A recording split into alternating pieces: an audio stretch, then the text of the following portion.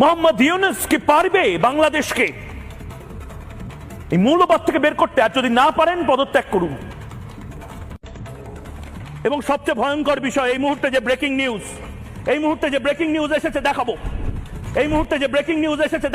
আর এই যে মন্দির মাংস এটা মিথ্যা কথা। 60টা রুম বেটা কিনছে, এই বেটা রুমটি নিজে বাইঙ্গা হেসে যে ঘটনা ঘটায় মানুষের ফাঁসাইতেছে। আমি একটা মহিলা মানুষ, আমি হিন্দু না, হিন্দু কিন্তু আমি ওর কথা অবশ্যই করবো। যে একটা ভিডিও ছাড়ছে পুরো নেট দুনিয়া তামা বানা ফেলাইছে, মিথ্যা একটা ভিডিও। আপনি যান, যা দেখবেন ওর মন্দিরে একটা কিচ্ছু নষ্ট হয় না।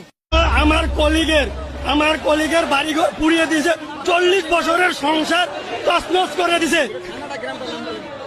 থানা আমার মেহেরপুর অ্যাড্রেস আমি আপনাকে এখন দিতে পারছি না, আপনি চাইলে আমি এমনি সব দিতে পারবো, কোনো সমস্যা নাই। থানাটা ভুলে গেছি এই মুহূর্তে আমার মনে নাই, বাট হচ্ছে গেল আপনি আপনার বাড়ি থানা